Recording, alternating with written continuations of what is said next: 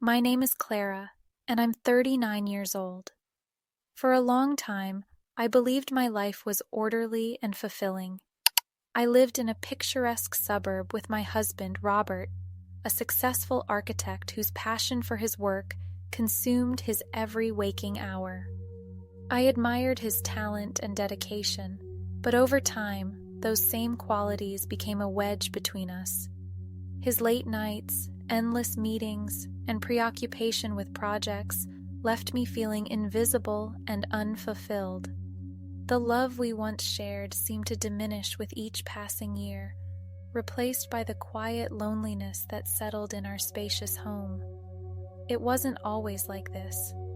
Robert and I married 12 years ago, madly in love and ready to take on the world together.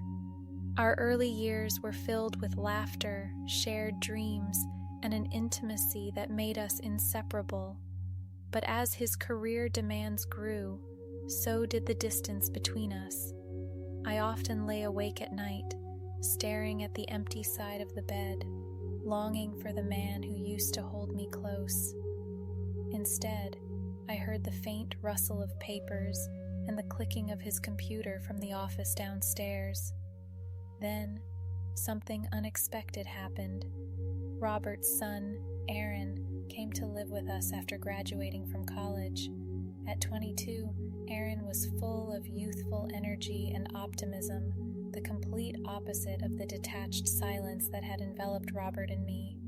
He was charismatic, attentive, and had a way of making people feel valued, a trait I hadn't experienced in a long time. At first, I dismissed my growing fondness for Aaron as nothing more than gratitude for his company. He brought life back into the house, and his presence gave me something to look forward to each day. But as time went on, I realized that my feelings were far more complicated. I found myself stealing glances at him during dinner, drawn to the warmth in his smile and the easy confidence in his demeanor. It was a dangerous attraction, one I fought against but couldn't entirely ignore. One evening, after another lonely day, I was in the kitchen preparing dinner when Aaron walked in. The setting sun cast a golden glow through the windows, highlighting his face as he leaned casually against the counter. "You look tired," he said, his voice laced with genuine concern. "I guess I am," I replied, forcing a smile. He stepped closer, his eyes searching mine. "You do so much for this family, Clara. I hope you know that." His words, so simple yet heartfelt, struck a chord deep within me. In that moment, the invisible wall I'd built around my heart began to crumble. I thanked him softly, my voice barely audible, and turned back to the stove, trying to regain my composure. But the line had been crossed. That night, after Robert retreated to his office as usual, Aaron and I ended up in the living room, talking. Our conversation flowed effortlessly, touching on everything from childhood memories to dreams for the future. For the first time in years, I felt truly seen and heard. The hours slipped away, and when it was time to say goodnight, Aaron hesitated. "Good night, Clara," he said softly, his gaze lingering on mine. "Good night," I replied, my voice trembling. As the days passed, our connection deepened. There were stolen moments, a shared laugh, a fleeting touch, a look that lingered a second too long. The air between us became charged with an unspoken tension, a mix of guilt and longing that neither of us dared to address outright. One rainy afternoon, while Robert was away on a business trip, Aaron found me in the garden, trying to salvage the flowers battered by the storm. He offered to help, his hands brushing against mine as we worked side by side. When I looked up, I saw something in his eyes that mirrored the turmoil in my own heart.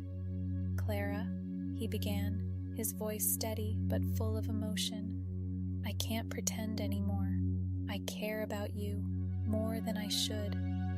I froze, torn between the intensity of his words and the reality of our situation. "Aaron, this is wrong," I whispered, though my heart betrayed me with its rapid pounding. "I know," he said, stepping closer, "but I can't help how I feel.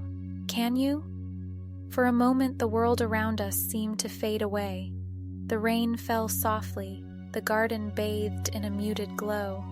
Against all logic, I allowed myself to close the distance between us.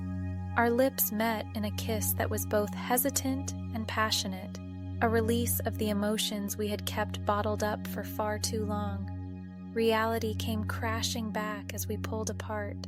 The weight of what we had done settled over us, and I could see the same mix of fear and regret reflected in Aaron's eyes.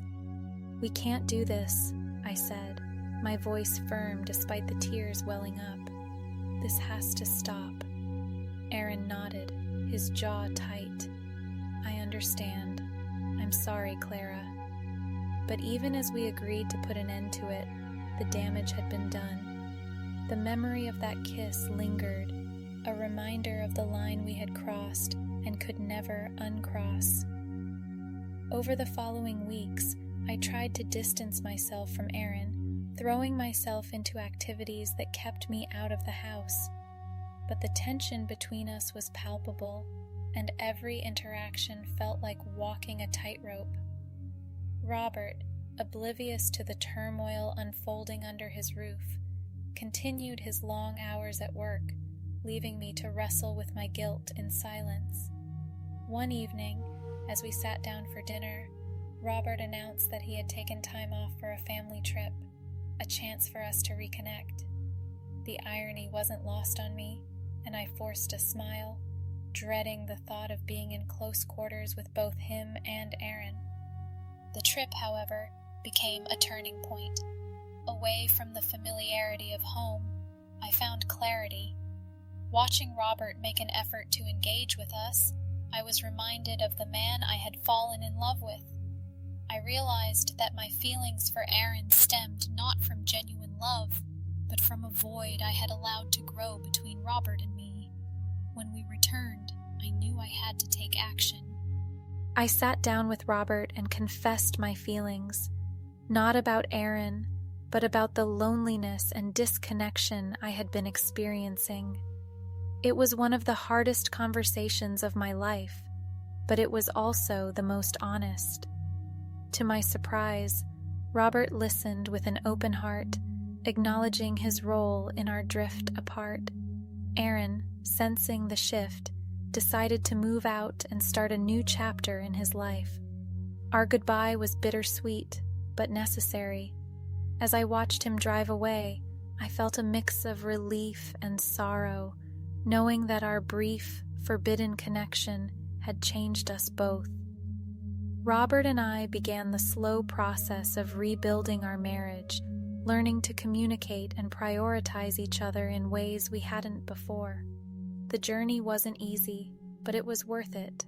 In the end, the experience taught me the value of honesty, boundaries, and the importance of nurturing the relationships that matter most.